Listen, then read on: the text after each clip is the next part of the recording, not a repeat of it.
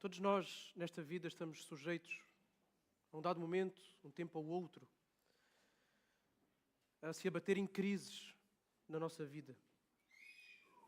Crises aparecem, crises surgem, sem serem chamadas. Obviamente, ninguém quer passar por uma crise, ninguém quer passar por um momento de sofrimento. Momentos em que a sensação do controlo da situação é perdida, em que perde-se aquela sensação de controlo e fica um senso de impotência, em que todos os esforços que possam ser feitos para manter a cabeça fora d'água parece que são inúteis ou praticamente infrutíferos em alterar o curso da situação na qual estamos.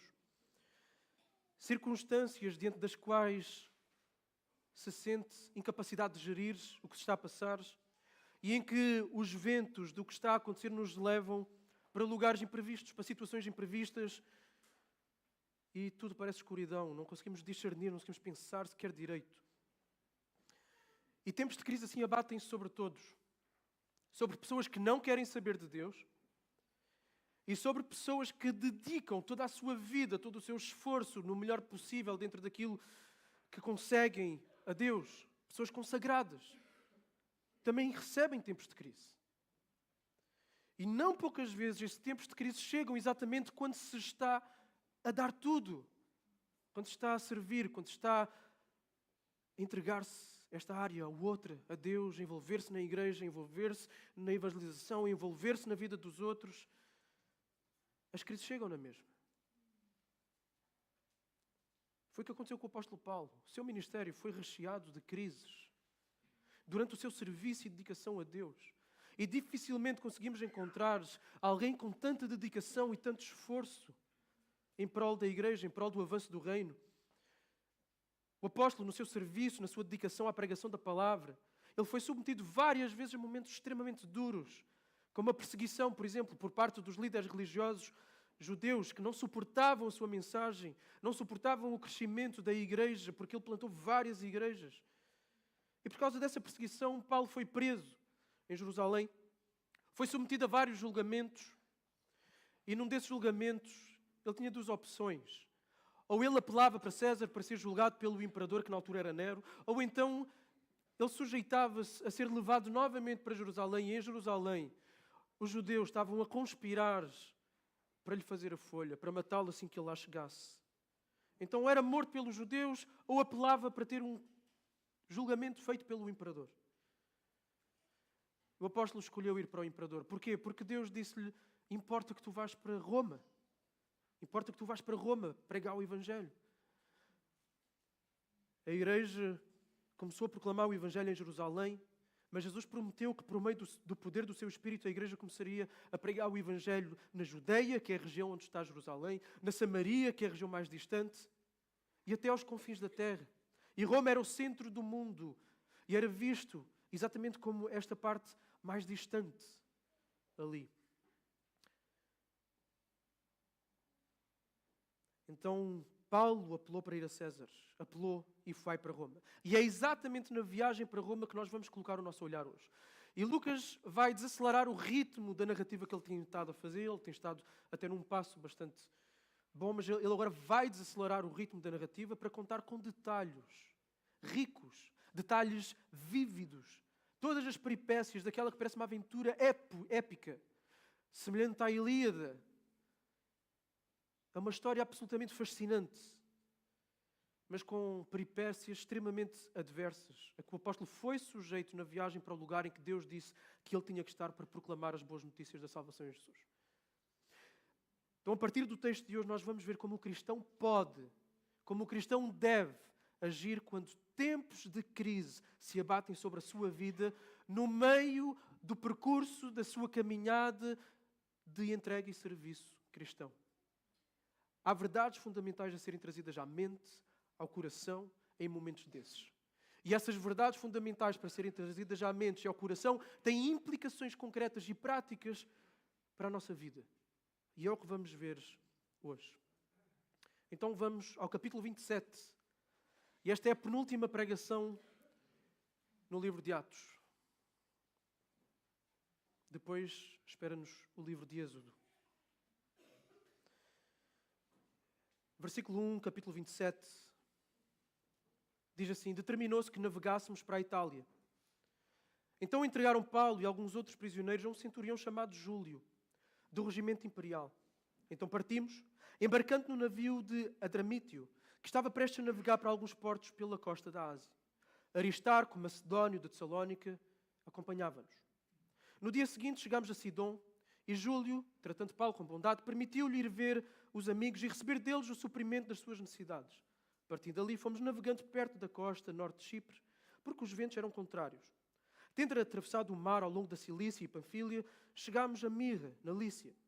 Ali, o centurião encontrou um navio de Alexandria, que navegava para a Itália, e fez-nos embarcar nele. Navegando lentamente por muitos dias e chegando com dificuldade a Cnido, não nos permitindo o vento ir mais adiante, navegámos próximos à costa de Creta, à altura de Salmona. E margeando-a com dificuldade, chegámos a um lugar chamado Bons Portos, perto do qual ficava a cidade de Lazeia. Decorrido muito tempo, e tendo a navegação se tornado perigosa, porque já havia passado o dia do jejum, Paulo os advertiu, dizendo-lhes: Senhores, vejo que a viagem trará avaria e muita perda, não só para a carga e para o navio, mas também para a vida de todos nós. Mas o centurião dava mais crédito ao piloto e ao dono do navio do que ao que Paulo dizia. E como o porto não era próprio para se passar o inverno, a maioria deles foi da opinião que de lá seguissem viagem, para ver se de algum modo podiam chegar ao porto de Fenice, em Creta, voltado para o sudoeste, e nordeste, para ali passarem o inverno. Soprando o vento sul de forma amena, e supondo eles terem alcançado o que desejavam, levantaram âncoras e foram costeando Creta bem de perto. Mas não muito depois desencadeou-se a partir da ilha um vendaval chamado Nordeste. O navio foi lançado para fora do curso. E sendo-nos impossível navegar contra o vento, cedemos à sua força e deixámos-nos levar. Chegando perto de uma pequena ilha chamada Cauda, foi com dificuldade que conseguimos segurar o bote salva-vidas, que então foi recolhido.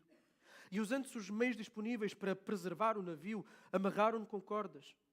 Temendo que fossem lançados em Sirte e encalhassem, baixaram as velas e deixaram-se levar.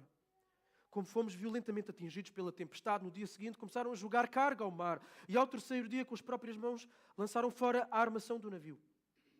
O sol e as estrelas não apareceram durante muitos dias. Como ainda continuávamos sendo atingidos por uma grande tempestade, acabámos perdendo toda a esperança de sermos salvos.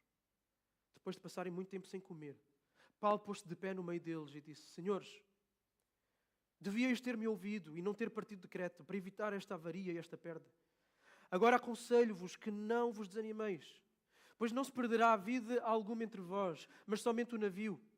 Porque esta noite me apareceu um anjo de Deus a quem pertenço e sirvo, dizendo: Paulo, não temas. É necessário que compareças perante César, e Deus te deu a vida de todos os que navegam contigo. Portanto, senhores, tente coragem, pois creio em Deus que acontecerá assim como foi falado. Contudo, é necessário que sejamos lançados numa ilha, em alguma ilha. Quando chegou a 14ª noite, sendo nós ainda impelidos pela tempestade no mar Adriático, por volta da meia-noite, os marinheiros suspeitaram de que a terra estava próxima. Lançando a sonda, acharam 20 braças. Passando um pouco mais adiante e tornando a lançar a sonda, acharam 15 braças. Temendo que fôssemos bater em rochedos, lançaram da popa 4 âncoras e faziam orações para que amanhecesse. Procurando os marinheiros fugir do navio e tendo arriado o bote salva-vidas ao mar sob pretexto de lançar âncoras pela proa, Paulo disse ao centurião e aos soldados: Se estes homens não ficarem no navio, não podereis salvar-vos. Então os soldados cortaram os cabos do bote e o deixaram cair. Enquanto amanhecia, Paulo pedia com insistência a todos que comessem alguma coisa, dizendo: Hoje é o 14º dia que esperais e permaneceis em jejum, sem comer coisa alguma.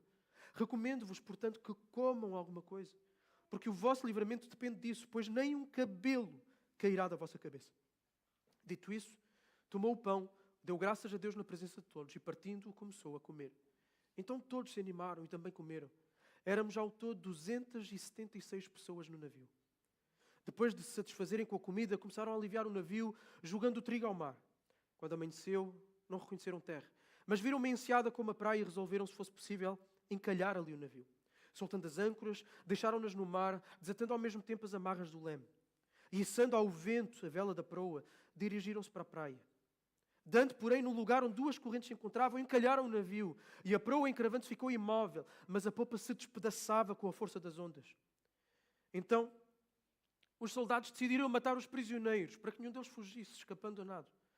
Mas o centurião, querendo salvar Paulo, impediu-lhes esse intento e mandou que os que pudessem nadar fossem os primeiros a lançar-se ao mar e a alcançar a terra.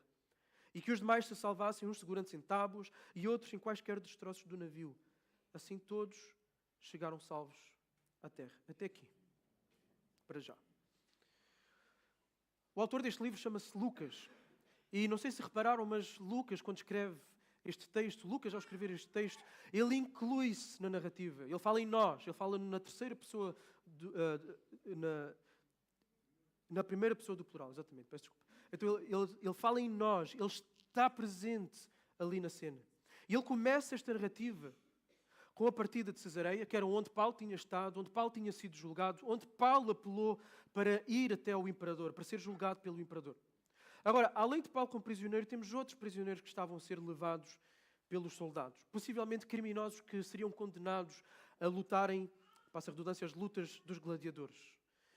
E o responsável dos transportes dos prisioneiros era um centurião chamado Júlio. Agora, temos Lucas, mas além de Lucas temos também a acompanhar o apóstolo Paulo um outro crente chamado Aristarco de Tessalónica, que já apareceu mencionado aqui na carta no livro de Atos e também em outras cartas que o apóstolo Paulo escreveu. Um companheiro de viagem de Paulo. Então temos Lucas, temos Aristarco. E percebemos também que o centurião afeiçoou-se a Paulo, mostrou bondade a Paulo para com Paulo, permitiu-lhe ser acompanhado por amigos. E além disso, depois quando chegaram ao primeiro porto, à primeira paragem em Sidom, o centurião permitiu que ele fosse ter com os crentes, com os seus amigos, para ser cuidado por eles. Provavelmente ele recebeu roupa e recebeu comida para a sua viagem. De Sidom, eles foram até Mirra. E aí deviam encontrar um navio que fosse para a Itália. E aí havia vários navios que transportavam grãos de Alexandria, do Egito, para serem levados para Roma. O Egito provia cerca de 1/3 dos grãos que a cidade de Roma consumia durante o ano inteiro. Então havia várias viagens de barcos. E a viagem desses barcos saía o mais cedo possível do ano, no início de abril, e podiam levar 1 ou 2 meses para chegar até Roma. E se a viagem corresse bem e o regresso de Roma fosse rápido o suficiente, eles conseguiriam, o mesmo navio conseguiria fazer ainda uma segunda viagem igual para levar grão a Roma. E havia vários incentivos fiscais por parte do Império para estes navios que faziam este transporte, a fim de fazerem o máximo possível de transporte de grãos para Roma. Então o mesmo navio tentava chegar uma segunda vez a Roma antes do inverno chegar. Porquê? Porque no inverno as navegações no Mediterrâneo eram completamente encerradas. E o navio que o centurião encontrou aqui em Mirra e no qual Paulo vai é um navio de grão que está a fazer a sua segunda viagem, tentando alcançar Roma ainda antes do inverno começar. Então a viagem a partir de Mirra começou a ficar mais difícil, a certo momento, por causa dos ventos. E Lucas diz-nos que foi com dificuldade que chegaram ao próximo ponto, a Cnido, e depois ainda a um outro ponto, a Bons Portos, onde o navio estaria aí protegido dos ventos do norte. E foi aí que foi discutido se eles continuariam viagem ou se não, se ficariam ali. Porque viajar nesta altura mais próxima do inverno representava perigo. E Lucas diz-nos em que altura é que eles estavam. Lucas diz-nos que já tinha passado o dia do jejum. E o dia do jejum refere-se ao dia da expiação, que aconteceria em 5 de outubro. Então eles estavam lá depois do dia 5 de outubro. Era seguro viajar no Mediterrâneo até dia 14 de setembro. Era inseguro viajar no Mediterrâneo até ao 11 de novembro. E a partir do dia 11, as navegações encerravam-se até ao dia 10 de março. Novembro, dezembro, janeiro, fevereiro. Só em março é que voltava a abrir as navegações. Então este era um período de insegurança. Era um período de perigo para se viajar lá. Então houve esta discussão. E por isso o Paulo faz uma advertência. Paulo vai fazer várias advertências nesta passagem. A primeira delas é esta. A primeira advertência que Paulo faz é que eles não vão. É que eles fiquem, que a viagem ficasse interrompida. E depois continuassem. Porque se decidissem continuar, certamente iria haver prejuízo de material e possivelmente de vidas. Mas o centurião não ouviu o apóstolo. Ouviu o dono do navio, ouviu o piloto do navio, o marinheiro, e então decidiram seguir viagem para um outro porto em Fenícia, onde aí sim tinham planos de passar o inverno. E esse porto não era assim tão distante, ficava a 75 quilómetros de distância. E no início perceberam que havia um vento favorável, um vento que soprava do sul, e por isso estavam com boas expectativas. Mas os ventos, quem está no mar sabe, os ventos podem mudar. E começaram a soprar fortemente vindo do nordeste. E isto levou o navio para fora do curso de viagem. A tripulação tentou tomar medidas para reduzir os efeitos desse vendaval, dessa tempestade. Seguraram o bote salva-vidas, fortaleceram a estrutura do navio e baixaram as velas para se deixar levar pelo vento, pelo receio que tinham de ser lançados para Sirte, onde aí, se chegassem a esse ponto, havia bancos de areia e eles poderiam encalhar. E todos os marinheiros tinham medo de ir parar a esse lugar. Todos, porque havia várias histórias de barcos que encalhavam ali. Se eles não tivessem aberto as velas para serem levados noutra direção, eles seriam levados em mar aberto a percorrer 650 km só em 2 ou 3 dias. E encalhariam.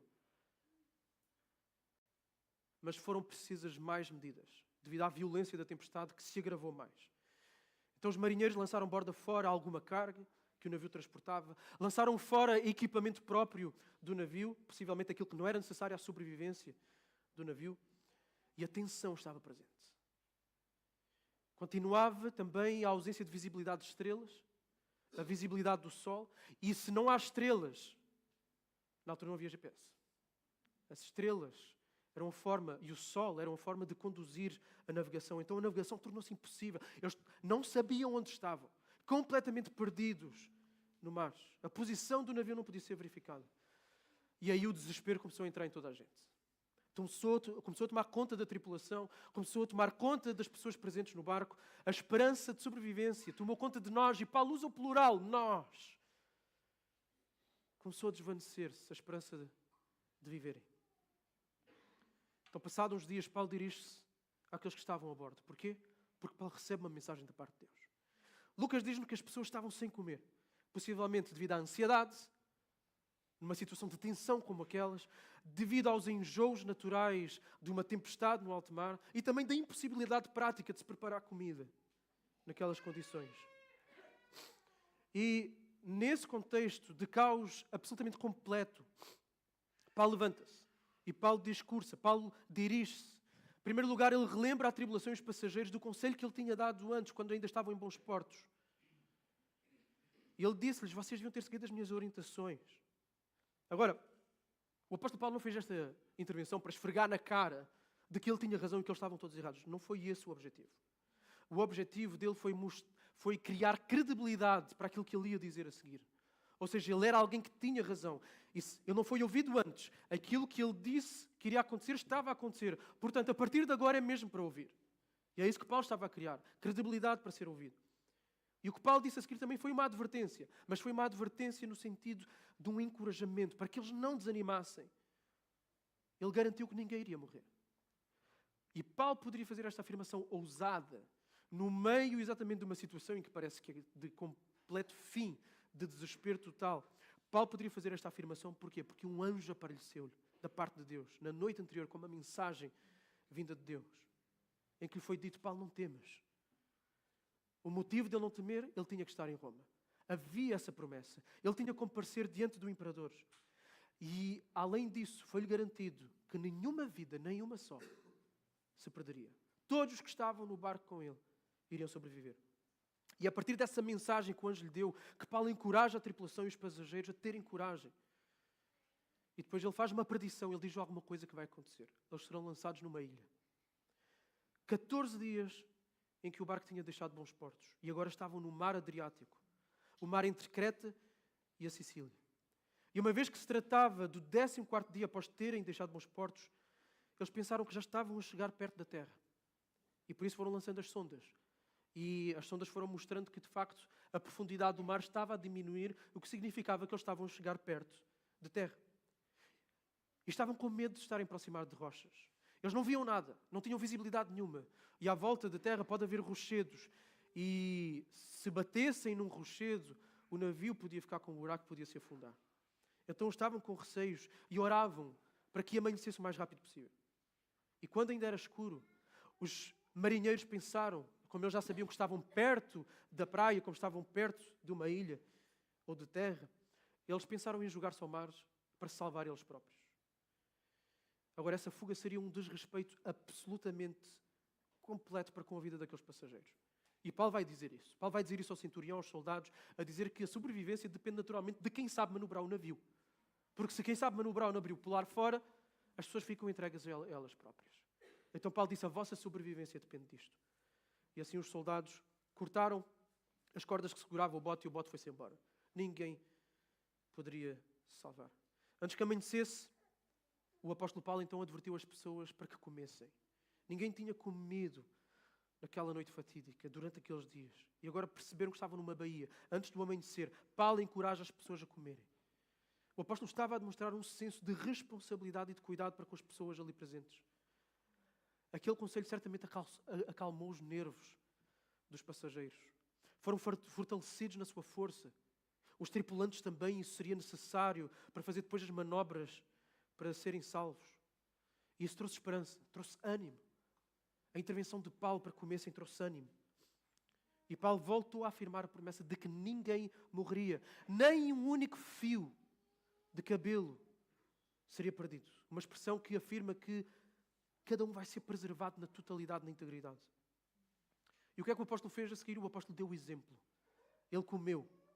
E, embora alguns possam talvez ter associado a linguagem que o apóstolo Paulo, que Lucas aqui usa de Paulo a comer a ceia, faça lembrar a linguagem da celebração da ceia, o contexto não deixa grandes dúvidas que Lucas descreve aquilo que tanto judeus como cristãos a seguir faziam antes de comerem. Tomavam o pão e antes de partirem em pedaços para se alimentarem, davam graças a Deus pelo alimento. E essa ação de Paulo, completa, deu ânimo a todos os que ali estavam. 276 pessoas, é muita gente. Mais gente do que estavam ontem lá em Bias. 276 pessoas. E começaram todos a comer. Depois de comer, então a tripulação procurou aligeirar o peso do navio para que pudesse garantir que o navio ficasse mais leve e chegasse assim até à praia. Jogaram fora o trigo, lembrem-se, era um barco de transporte de grão, de trigo. E além disso, já de manhã cortaram as âncoras, desataram as amarras do leme e içaram a vela para que pudessem chegar o mais perto possível da praia. Só que, quando pensávamos que a coisa estava a andar, a coisa desandou. As manobras dos marinheiros não foram bem sucedidas. Ao invés de irem até à praia, o navio entrou num lugar de duas correntes e encalhou numas rochas. A popa do barco começou a ser destruída pela violência das ondas. As pessoas tinham que se lançar ao mar para se salvarem. E por causa disso, os soldados quiseram matar todos os prisioneiros. Isto incluía Paulo. Porquê? Porque um soldado romano seria responsabilizado se um dos seus prisioneiros que estava sob a sua responsabilidade fugisse. Então, eles decidiram, vamos matar, para não sermos responsabilizados. Mas e o centurião interviu, para que a vida de Paulo fosse poupada. E eles não foram mortos.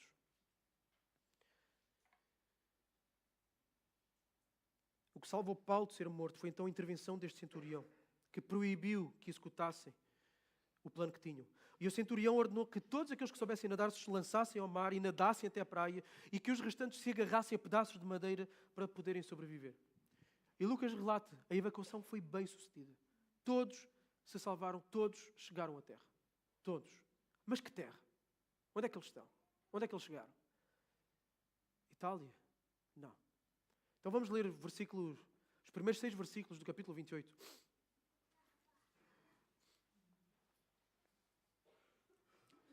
Já salvos, soubemos então que a ilha se chamava Malta. Os que habitavam a ilha usaram conosco de muita bondade, pois acenderam uma fogueira e nos abrigaram a todos por causa da chuva que caía e do frio. Enquanto Paulo juntava um feixe de gravetos e os colocava sobre o fogo, uma serpente fugindo do calor prendeu-se à sua mão. Quando os que habitavam a ilha viram a serpente pendurada na mão dele, disseram uns aos outros, certamente este homem é um assassino, pois embora salvo do mar, a justiça não o deixa viver. Mas ele, sacudindo a serpente no fogo, não sofreu mal nenhum. Eles, porém, esperavam que Paulo viesse a inchar ou a cair morto de repente. E tendo esperado muito tempo e vendo que nada de anormal lhe acontecia, mudaram de opinião e começaram a dizer que ele era um Deus. Até aqui, para já. Eles estavam na ilha de Malta. E Lucas diz-nos que os nativos demonstraram grande bondade. Uma bondade fora do comum, recebendo Paulo e todos os naufragados com grande hospitalidade e generosidade. Eles acenderam uma fogueira, havia chuva, deram um abrigo aos seus visitantes. E o apóstolo foi ajudar os nativos apanhando lenha. E ao fazer isso, foi mordido por uma serpente que saiu da madeira com o calor do fogo, e a serpente ficou agarrada à sua mão. Os nativos viram aquilo e disseram: pronto, este aqui sobreviveu a um naufrágio, agora está aqui, foi mordido, é mesmo porque ele deve ter feito alguma coisa de má. Ele vai morrer. No entanto, Paulo sacudiu a serpente para o fogo e não houve quaisquer efeitos da mordida. As pessoas ficaram à espera. O que é que vai acontecer? Nada acontecia. Começaram a dizer que Paulo era um Deus. Que não é a primeira vez que Paulo passa por uma situação destas de afirmarem que ele é um Deus. Já passou anteriormente. Lucas não vai explorar isso, ele depois vai passar para outra história. Outro incidente que encontramos nos versículos 7 a 10. Diz assim: nos arredores daquele lugar havia umas terras que pertenciam ao homem mais importante da ilha, cujo nome era Públio. Ele recebeu-nos e hospedou-nos bondosamente por 3 dias. O pai de Públio estava de cama, sofrendo de febre e disenteria. Paulo foi visitá-lo e, tendo orado, impôs-lhe as mãos e curou. Feito isso, os demais doentes da ilha também vieram e foram curados. E nos distinguiram com muitas honras. E ao embarcarmos, puseram a bordo as coisas que nos eram necessárias. Então agora temos a pessoa mais importante da ilha, Públio, que recebe os seus visitantes, os sobreviventes do naufrágio. E Lucas diz que o pai dele estava doente, com febre e com disenteria. E este diagnóstico corresponde aos sintomas de uma condição histórica chamada febre de Malta, causada por uma bactéria que é frequentemente transmitida aos humanos através do consumo de leite não pasteurizado ou produtos derivados de animais que estão infectados, como cabras, ovelhas e vacas. Paulo visitou esse senhor, o pai do chefe da ilha, do líder da ilha, orou por ele, impôs as mãos e ele ficou curado. E como resultado desse milagre, obviamente, todos os doentes da ilha decidiram ir ter com Paulo para serem curados. E foram curados. E por isso, todos aqueles habitantes demonstraram gratidão e manifestaram honra a Paulo e àqueles que estavam com Paulo. E deram tudo aquilo que era necessário para que eles depois pudessem seguir viagem para a Itália. E por isso vamos aos últimos versículos de hoje. Versículos 11 até 15. Que é o último relato do incidente da viagem de Paulo para Roma. Versículos 11 a 15. Passados 3 meses, então ficaram 3 meses em Malta, partimos no navio de Alexandria que havia passado o inverno na ilha, o qual tinha por insígnia os deuses Castor e Pólux. E chegando a Siracusa, ficámos ali 3 dias.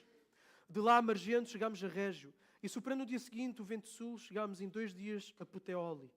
Ali encontramos alguns irmãos e fomos convidados a permanecer com eles 7 dias. Depois partimos para Roma. Tendo recebido notícias nossas, os irmãos de Roma vieram ao nosso encontro, até à praça de Ápio e a 3 vendas. Quando Paulo os viu, deu graças a Deus e se animou. Então ficaram em Malta 3 meses e partiram possivelmente no fim de janeiro ou início de fevereiro. Depois de saírem de Malta, pararam uma vez numa cidade na costa oriental da Sicília, ficaram 3 dias aí, continuaram até Régio e depois foram até Puteoli. Ficava a cerca de 240 quilómetros de Roma, e era aí que habitualmente os passageiros do primeiro século desembarcavam para depois irem irem por terra até Roma. Enquanto que a mercadoria depois continuava, então os passageiros saíam todos, mas a mercadoria continuava até Portos, que era um porto em Hóstia, construído pelo imperador Cláudio, que ficava na foz do rio Tiberíades. E Lucas relata que em Puteoli, onde eles desembarcaram, havia uma comunidade cristã. E essa comunidade cristã convidou Paulo, convidou os companheiros de viagem, Aristarco e Lucas, para ficarem com eles durante 7 dias. O centurião permitiu. Depois desses dias, então, partiram para Roma. Quando os crentes de Roma souberam que Paulo estava a chegar, enviaram uma delegação para encontrarem Paulo, para encontrarem a sua comitiva. E esse encontro encorajou o apóstolo. O apóstolo foi encorajado, o apóstolo foi animado. Ele agradeceu a Deus, possivelmente, por ter chegado a Roma, pelo cumprimento da profecia de que chegaria a Roma para ser ali sua testemunha. E depois de tudo o que passou, ele foi animado pela solidariedade, pelas boas-vindas, pela comunhão com os seus irmãos da cidade de Roma. E da próxima vez veremos o resto do capítulo e o resto do livro de Atos. Nós temos aqui um relato vívido, bem detalhado da tempestade, com os ventos, os mares, as ações dos tripulantes, uma narrativa cheia de detalhes. Do naufrágio, depois da mordida da serpente em Malta. E tudo isto lembra os leitores de Lucas, que a vida de Paulo esteve de facto em perigo, esteve verdadeiramente em perigo. O apóstolo não enfrentou só perigo de vida, fruto das lideranças religiosas que se opunham a ele, mas o apóstolo Paulo também enfrentou perigo da natureza. Os leitores de Lucas são lembrados também que o facto de Deus estar no controle de toda a história inclui aqui a sobrevivência do apóstolo, a quem foi dada a promessa de que ele chegaria a Roma para ser testemunha. Esta narrativa absolutamente longa mostra como a vida de Paulo está em todos os momentos, em todas as circunstâncias, nas mãos do único Deus que controla todas as circunstâncias da vida. O Deus que protege o seu servo e que cumpre todas as suas promessas. Ao mesmo tempo, se por um lado a narrativa demonstra essa soberania e fidelidade divina, por outro lado também descreve Paulo como sendo um homem de Deus, que crê na palavra de Deus e que com sabedoria e graça tem uma postura, tem ações para com as pessoas que estão à sua volta, mesmo no meio do caos e da grande pressão. Então temos aqui uma história épica, com momentos constantes de grande suspense, momentos que qualquer pessoa que estivesse presente veria como sendo o fim da linha, como sendo o fim da vida. Mas é uma narrativa também com livramentos igualmente épicos, com oportunidades para exercer fé nas promessas de Deus, com oportunidades para testemunhar do amor de Deus. Jesus tinha dado uma missão aos seus discípulos. Temos falado disso constantemente ao longo deste livro de Atos, porque é o fio condutor de todo o livro. Ele deu uma missão antes de subir aos céus. A missão foi: vão, façam discípulos de todas as nações, batizem-nos em nome do Pai, do Filho e do Espírito Santo e ensinem-nos a guardar todas as coisas que eu vos tenho ordenado. E eu estarei convosco todos os dias até a consumação dos séculos. Então a missão é clara: fazer discípulos, ou seja, conduzir pessoas a Cristo que não conhecem e ajudar aqueles que já conhecem a Cristo a crescerem cada vez mais no seu amor, no seu serviço, na sua dedicação a Cristo. Por outras palavras, duas só: evangelizar e edificar. É o que temos falado ao longo deste livro de Atos. A nossa missão é esta: evangelizar e edificar. Agora, Jesus não deixou só uma missão. Ele deixou também uma promessa. Ele deixou a forma como essa missão seria possível acontecer, como ela seria possível realizar. Ele disse que estaria com os seus discípulos. Como é que ele faz isso? Através do Espírito que ele enviou. Para dar poder, para capacitar homens que antes se escondiam, com medo daquilo que lhes aconteceria, por seguirem Jesus. São homens agora que estão prontos a dar a vida, para afirmarem que Jesus é o Rei do Universo e chamar pecadores ao arrependimento. Então Jesus disse que daria este poder para eles serem testemunhas em Jerusalém, na Judeia, na Samaria e até aos confins da terra. E os discípulos começaram em Jerusalém, de facto. E agora vemos o apóstolo Paulo chegar a confins da terra, chegar a uma ilha em Malta, a ir até o centro do mundo de então Roma. Jesus cumpriu a sua promessa, Jesus está a cumprir a sua promessa. Cristo deu capacitação para que os seus discípulos avançassem no cumprimento da missão da expansão do reino. E nós temos a mesma missão. E temos a mesma promessa. E temos o mesmo poder. O primeiro ponto que eu quero destacar é a soberania e a fidelidade de Deus. Uma narrativa como a que nós lemos hoje deixa claro que o caminho para o cumprimento da missão que Deus nos deu a todos nós, daqueles que somos seus filhos, fica claro que no meio dessa missão vamos encontrar sofrimento. O caminho para o cumprimento da missão de Deus não é isento de sofrimento, não é isento de peripécias, não é isento de dificuldades, não é isento de pressões. O naufrágio do apóstolo não foi um desvio acidental. Não foi um desvio acidental. Foi parte do plano divino para testemunhar o poder e a graça de Deus perante tantas pessoas. 276 no navio e não sabemos quantos naquela ilha de Malta. Além de todos os leitores que ao longo dos séculos têm lido este livro escrito por Lucas. Os cristãos de todos os tempos e lugares, incluindo nós aqui nesta manhã, são lembrados que no cumprimento da sua missão vão experimentar circunstâncias adversas. Algumas até perigosas para a sua própria integridade física. Mas também são lembrados que Deus está sempre no controle e que Deus cumpre as suas promessas. Se somos filhos de Deus, nós temos uma missão clara para as nossas vidas. Todos nós. Todos nós temos uma missão clara. Essa missão não é a nossa carreira académica, não é a nossa carreira profissional, não é a compra de uma casa, não é ter o melhor carro, não é levar os nossos filhos a serem os melhores na sociedade atual, os mais bem-sucedidos profissionalmente. nas melhores posições sociais. A nossa missão não é essa. E são ramificações, são implicações. A nossa missão é fazer o nome de Jesus conhecido e adorado. É isto. Fazer o nome de Jesus conhecido e amado. Esta é a nossa missão. E devemos aplicar esta missão em todos os contextos da vida em que nós estamos. No nosso casamento, para aqueles que são casados. É levarmos o nosso cônjuge a conhecer Jesus, a conhecer mais Jesus e a amar Jesus melhor.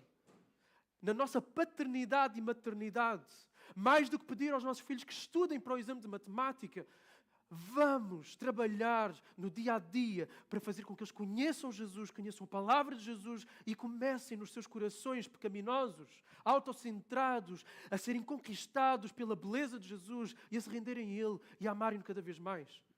Esta é a missão de todo o pai e toda a mãe. No trabalho, é levar os nossos colegas a conhecerem Jesus, a adorarem Jesus. Além de, com os recursos que recebemos como salário, podermos sustentar a nossa família e sermos generosos para o avanço do reino. Ou seja, é missão o tempo inteiro. É missão com todas as pessoas. É missão em todo lugar. Na igreja a mesma coisa. Levar os nossos irmãos a conhecerem melhor Jesus e a amarem melhor Jesus. É simples. É fácil. Ninguém disse que seria. Mas é muito claro. É cristalino. Na nossa caminhada cristã pessoal, individualmente, nós lutamos. Se somos genuinamente cristãos, se somos genuinamente filhos de Deus, nós lutamos pelo nosso próprio conhecimento de Jesus, pela nossa adoração a Ele. E por isso oramos, por isso nós lemos a Bíblia, por isso estamos em comunhão com a igreja, ouvimos sermões, lutamos contra o pecado. Mas além de lutarmos pela nossa caminhada pessoal de imitação de Jesus, precisamos nos desgastar também em prol da imitação de Jesus por parte daqueles que estão à nossa volta. Porque vejam, não serve de nada eu procurar crescer na minha imitação de Jesus, lendo a Bíblia, orando, mortificando o meu pecado, se eu não conduzir os meus irmãos a serem mais parecidos com Jesus também. Porquê? Porque imitar Jesus significa fazer o que Jesus fez e Jesus veio para servir e não para ser servido. Então eu só vou crescer na minha imitação de Jesus na medida em que eu também cresço em ajudar os outros a imitarem Jesus. Por isso a vida cristã nunca pode ser de alguém que fica em casa e que ouve sermões em casa, que ouve o pregador do YouTube e que faz as suas orações em casa. Nunca será um imitador de Jesus. Precisa da comunidade, precisa de pessoas. Foi isso que Jesus fez. Fez-se homem, nasceu numa manjedoura. Foi por amor em nosso favor que ele teve que emigrar para o Egito como criança, com os seus pais, para salvar a sua vida. Foi por amor, por serviço, por abnegação, que ele suportou todo o tipo de humilhação, de ódio, de morte na cruz do Calvário. Jesus tinha uma missão. A redenção das nossas almas, para que nós o conhecêssemos e para que nós o amássemos. O preço foi o mais alto e o sofrimento foi o mais atroz de toda a história. Tudo para que nós fôssemos perdoados dos nossos pecados, fôssemos adotados como filhos de Deus. E fomos feitos seus discípulos para que façamos outros discípulos. Tudo na tua vida deve girar em torno do reino de Deus. Deves buscá-lo acima de todas as coisas na tua vida. Deves colocar tudo o que tens, tudo aquilo que tu és, em submissão e ao serviço do Rei. O nosso tempo, o nosso dinheiro, os nossos maiores, melhores esforços e energia, as nossas emoções, o nosso bem-estar psicológico, os nossos bens materiais, os relacionamentos que nós temos, tudo deve visar o discipulado. 1, sermos melhores discípulos de Jesus. 2, fazer outros discípulos de Jesus. Ou seja, é discipulado. É assim que nós nos vamos deleitar mais em Cristo. É assim que nós demonstramos que amamos a Cristo. É assim que nós glorificamos a Deus. E essa é a melhor vida que nós nos podemos dedicar. A estarmos mais perto da presença de Deus. E desfrutarmos daquilo que é estar perto da presença de Deus. Uma vida com senso, com propósito. Realização profunda e existencial. Mortificação do pecado. E também nos dedicarmos aos outros. Servirmos os outros. Quantas vezes nós não nos sentimos bem realizados pelo facto de saber que acrescentamos algo à caminhada cristã daquela pessoa. e ser profundamente realizadores. Não há maior senso de realização do que esse. Mas também precisamos estar certos de outra coisa. Esse bem maior ao qual nos entregamos não é livre de contratempos, não nos isenta de circunstâncias duras e de sofrimento. Não é, quanto mais eu estou perto de Jesus e a servir os meus irmãos, mais eu protegido sou dos problemas da vida. Aqui não afirmamos uma teologia da prosperidade. Que quanto mais se eu estou doente é porque eu não estou perto de Deus. Se as minhas finanças não estão lá em cima é porque eu não estou perto de Deus. Não. Não estamos isentos do vale da sombra da morte. Momentos de grande pressão, momentos de caos, momentos de dor abatem-se sobre todos, em maior ou menor grau, em determinados estágios da vida. E talvez, neste momento, tu estejas num lugar tempestuoso destes. Além do mais, mesmo tentando manter o leme seguro e a rota da tua vida firme, apesar de todas as pressões que tu possas estar a passar, pode parecer que perdeste o controle total de muita coisa. E que os ventos te estão a levar, as correntes te estão a conduzir para a escuridão. E alguns podem sentir assim neste momento. Alguns estão a passar por situações de vida difíceis. E quando se está no meio de uma tempestade destas, a ansiedade, o medo e a desesperança querem arrombar o teu coração e a tua mente. Porque os vales da sombra da morte podem ser bem reais, podem ser bem assustadores e podem ser bem entristecedores. Deus nunca prometeu a ausência de vale da sombra da morte. Ele prometeu que estaria conosco no vale da sombra da morte e que o seu cajado e a sua vara nos consolariam. Além disso, Ele promete aos cristãos muitas outras coisas. Ele promete que Ele nos dá uma paz diferente daquela que é oferecida pelo mundo, João 14:27. Ele promete força para todos os contextos da vida. Eu posso todas as coisas naquele que me fortalece, Filipenses 4:13.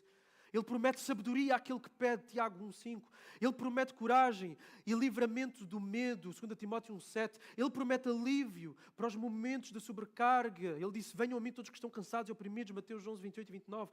Ele promete suprir cada uma das nossas necessidades, Filipenses 4:19. Ele promete ajuda para fugirmos da tentação, Hebreus 2:18. Ele promete capacitação para vivermos em santidade, 2 Pedro 1:3. Ele promete perdão quando caímos em pecado e quando confessamos, 1 João 1:9. Ele promete refúgio e socorro no meio das tribulações, Salmo 46:1. Ele promete usar tudo na nossa vida para sermos conformados à imagem de Jesus, Romanos 8:28. E Ele promete a herança eterna, onde estaremos para todo sempre com Ele, em Romanos 8:17. Estas são algumas promessas que são feitas. São promessas gerais, feitas a todos os cristãos. São promessas dadas por Deus. Em Jesus, todas as promessas têm um sim e têm um amém, ou seja, têm a garantia de que serão cumpridas. Estas são promessas gerais, mas às vezes Deus faz promessas específicas. No nosso relacionamento pessoal, personalizado connosco. Ele pode nos dar uma convicção clara e específica quanto a alguma coisa das nossas vidas. Agora, claro, essas convicções têm que ser discernidas à luz da palavra, em oração e buscando-se o conselho de outros irmãos maduros. Agora, todas as promessas serão cumpridas. O apóstolo Paulo chegou a Roma. Deus fez de Abraão uma grande nação e abençoou as famílias de toda a terra como Ele prometeu. Deus prometeu a Moisés que libertaria Israel do Egito e fez isso. De Ana, uma mulher infértil, nasceu-lhe um filho prometido, Samuel. O trono eterno prometido a David, mesmo apesar de todas as peripécias políticas e sociais de Israel e o exílio, foi cumprido no descendente eterno Jesus. Elias viu a chuva prometida cair após o tempo de seca. Maria concebeu Jesus conforme lhe foi prometido pelo anjo Gabriel. Deus cumpre todas as suas promessas e cumpre-as no seu tempo, não no nosso e muitas vezes no meio de circunstâncias duras. Agora, essas circunstâncias duras que chegam à nossa vida não são um acidente, fora do controle divino. São parte do plano de Deus para a tua vida e da vida de outros. Porque lembrem-se, não é sobre nós, é sobre o reino de Deus. E é assim que tu tens que ver as lutas que se abatem sobre ti. Não como um acidente, não como um imprevisto. É assim que tu tens que ver as lutas do teu casamento, as dificuldades financeiras que surgiram, os desafios na educação dos teus filhos, a doença que entrou sem pedir licença para entrar, o desânimo que estás a sentir na tua caminhada cristã. Tu podes sentir que a tua capacidade de suportar esses momentos está-se a esgotar ou até já se esgotou. No entanto, lembra-te disto. O mesmo Deus que guiou Paulo naquele naufrágio é o Deus que está contigo hoje, nesta manhã, contigo aqui nesta sala. O mesmo Deus de Abraão, de Moisés, de Maria, está contigo.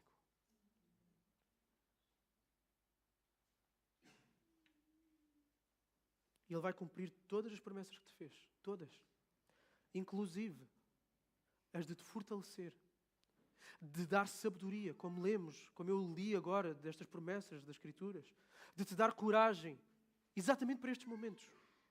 A promessa do fortalecimento de Deus é para quando nós nos sentimos fracos. Não é para quando estamos bem e fortes. A promessa de sabedoria é para quando nós estamos numa situação em que não conseguimos discernir o que fazer e por onde ir. E Ele promete-nos dar aquilo que é necessário para tomarmos a melhor decisão possível.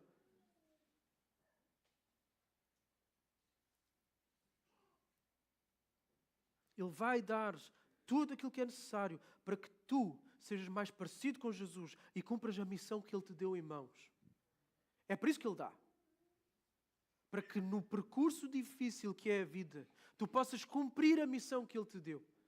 Então Ele vai ser contigo até tu fechares os teus olhos e os abrires na eternidade. Tu és filho de Deus. Ele vai cuidar de ti. Ele vai te amparar.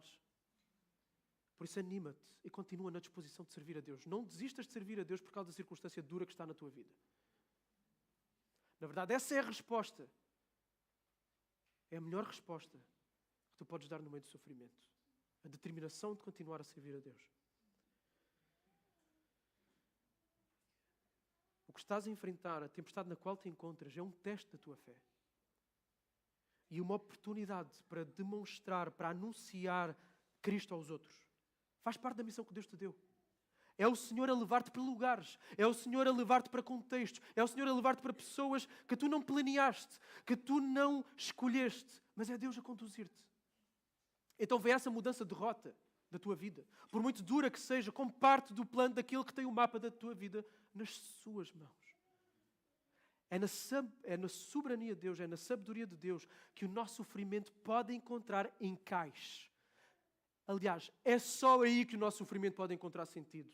Na soberania de Deus, saber que há um Deus que controla tudo e que este problema, este sofrimento que eu estou a passar, está debaixo do controle de Deus. E na sabedoria daquele que sabe fazer as coisas melhor do que ninguém. De um Deus que é bom e amoroso, que faz com que todas as coisas sejam para o melhor, sejam para o florescimento daqueles que são seus. É só aí que o nosso sofrimento pode encaixar. Porque se não for aí, ficamos entregues a uma filosofia chamada existencialismo.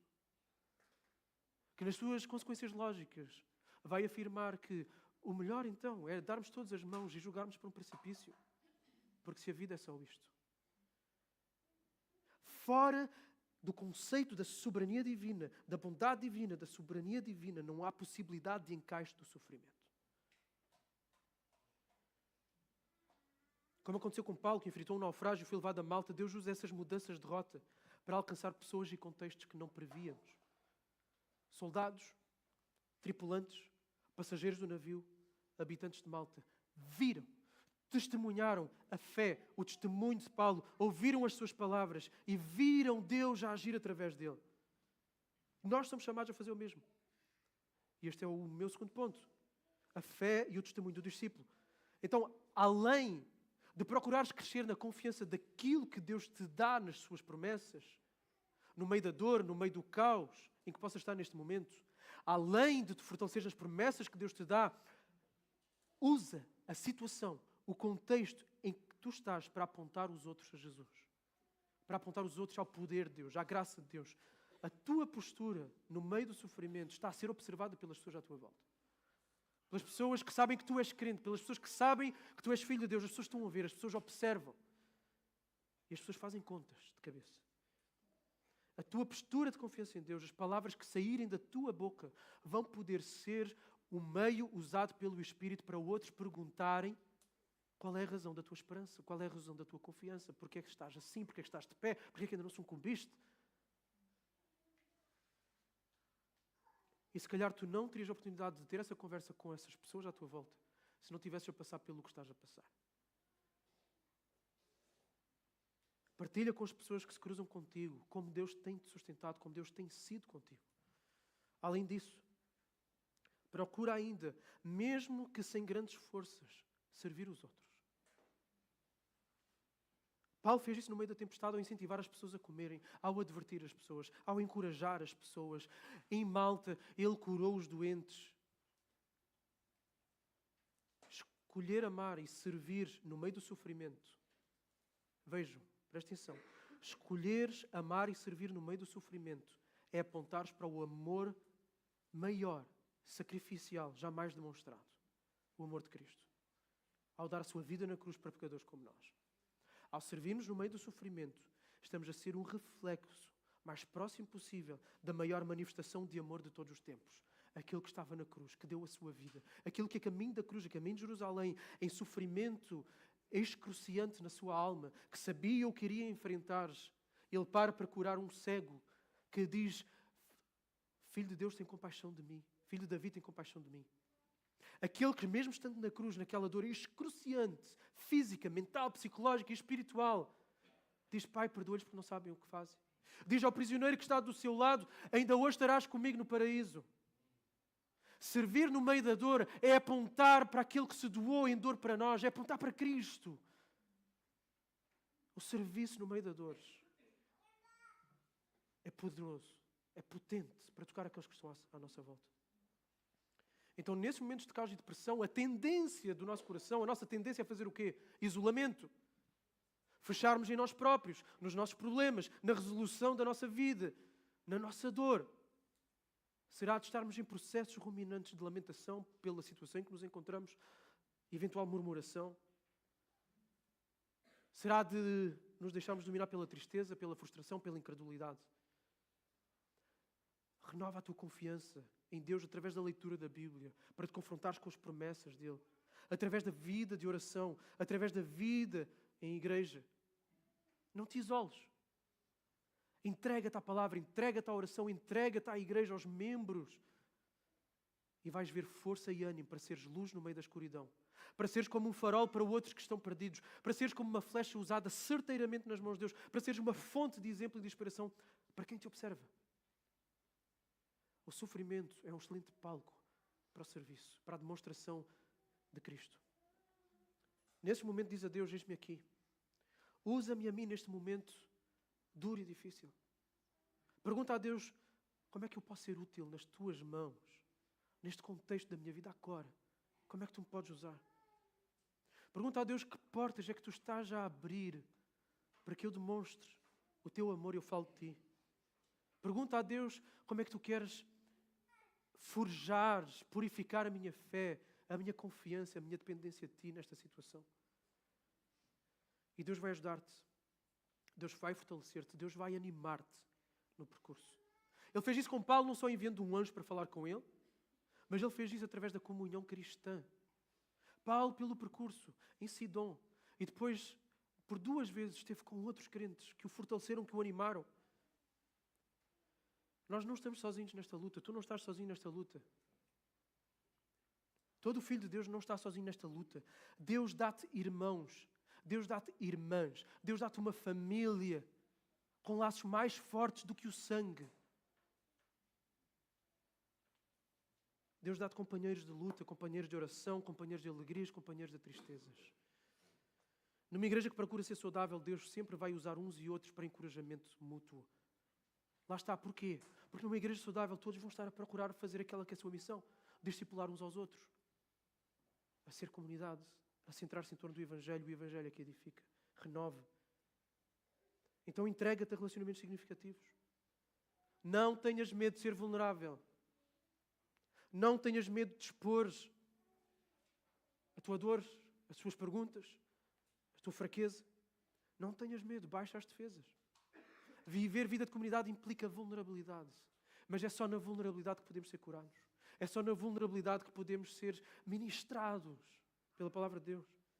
Permite que outros sejam usados na tua vida. Permite que a beleza do corpo de Cristo, da comunhão, sejam evidenciados ao te tornares vulnerável, ao te entregares a relacionamentos significativos, ao ir teres com alguém e dizeres: eu não aguento mais, eu estou cansado, por favor, ora por mim. E vais ver a doçura daquilo que Deus faz através de um irmão que pode ser usado nas suas mãos para te encorajar e te levantar. não te isoles quando o sofrimento bate à porta. Agora, se acontece de não seres tu aquele que está a passar por um momento assim agora, Deus quer que tu sejas o Lucas, Deus quer que tu sejas o Aristarco, Deus quer que tu sejas um irmão de Roma para aqueles que estão na tempestade. Então, não esperes virem até ti para abrir o coração em vulnerabilidade. Vai também até à pessoa e pergunta como é que eu posso orar por ti. Estamos a ajudar. É difícil chegar-se a este lugar de vulnerabilidade. É difícil nós chegarmos ao pé de alguém e abrirmos o coração. Devemos ser intencionais? Devemos procurar fazê-lo? Sim. No entanto, podemos também ter mecanismos que vão facilitar isso. E um desses mecanismos é se nós formos ter com as pessoas que estão em sofrimento e dizermos como é que eu posso orar por ti, meu irmão? Como é que eu posso orar por ti, minha irmã? E oferece ajuda prática, concreta. Em coisas práticas da vida. Simples. Coloca-te ao lado. Ouve. Encoraja. Aconselha a partir das Escrituras. Tu podes estar a ser a resposta de Deus para a oração aflita que aquele irmão fez naquela noite anterior. Aquela chamada. Que passa-te aquele nome na cabeça para telefonar e tu telefonas. E tens aquela conversa.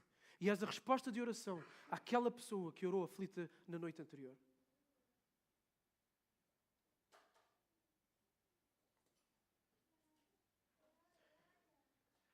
E se tu ao ouvires tudo isto, se tu sabes aqui nesta manhã, estás presente aqui nesta manhã, e sabes que tu não tens Deus como esta força, como esta segurança, eu quero te convidar a render-te a Jesus hoje.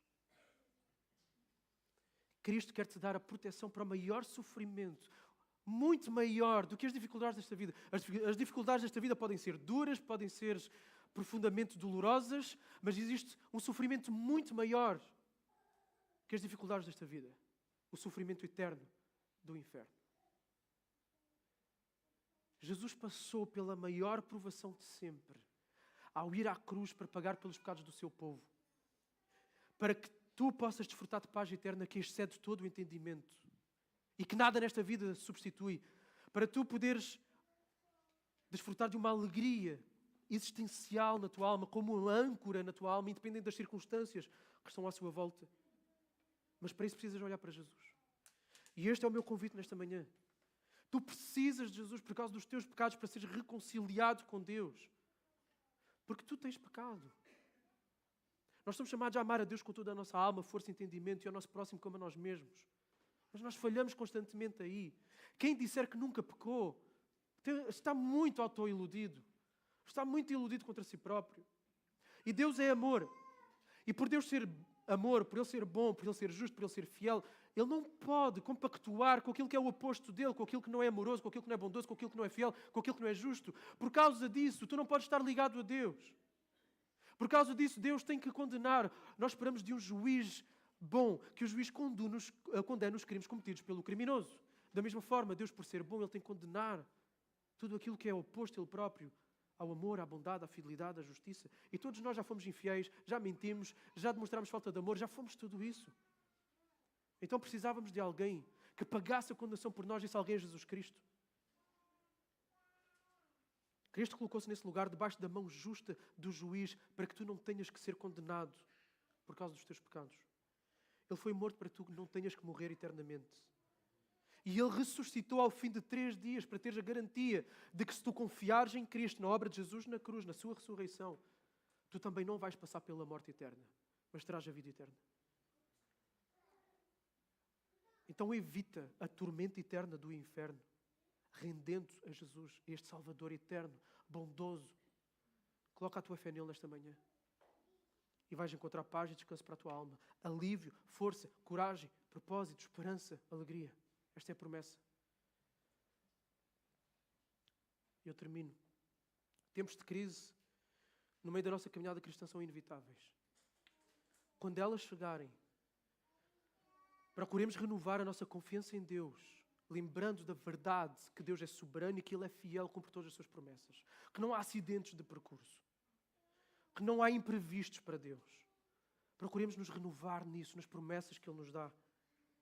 E fortalecidos nisso, vamos dar testemunho daquilo que Deus é, daquilo que Deus faz, por meio da nossa postura diante dos outros que veem o nosso sofrimento e ouvem as nossas palavras, veem a nossa postura. Então procuremos renovar a nossa confiança no Deus que é soberano e fiel e renovemos a nossa postura de testemunho diante dos outros no meio da dor e do sofrimento. Vamos orar. Senhor Deus, queremos te agradecer porque tu és o soberano da história, porque nas tuas mãos não há imprevistos, não há desvios de rota acidentais, fruto de circunstância A, B ou C. Mas tu queres nos levar a lugares concretos e específicos, seja para o fortalecimento da nossa fé, na nossa dependência de ti, seja para o despojamento do nosso eu, o abandono dos nossos pecados, seja para falarmos de ti a outros, para edificarmos a fé dos nossos irmãos, para podermos aprender o que é ser cuidado por irmãos e irmãs, o que é ser ministrado por irmãos e irmãs, para termos um senso maior de comunidade. Senhor Deus, ajuda-nos a confiar em todas as tuas promessas. Não estamos sozinhos, não estamos abandonados a nós próprios, não estamos nas mãos de outros ou de eventos fortuitos. E por isso, Jesus, ajuda-nos a manter uma postura de louvor a ti, uma postura de firmeza e de fé na tua palavra, uma postura de serviço àqueles que estão à nossa volta, uma postura de entrega e abnegação, mesmo no meio do sofrimento e da dor. E, Senhor, ajuda-nos a ser sensíveis também àqueles que estão a passar por estas tempestades. Ajuda-nos a ir até eles. Ajuda-nos a não viver autocentrados, mas a procurarmos servir quem está à nossa volta. É assim que devemos passar as nossas tempestades.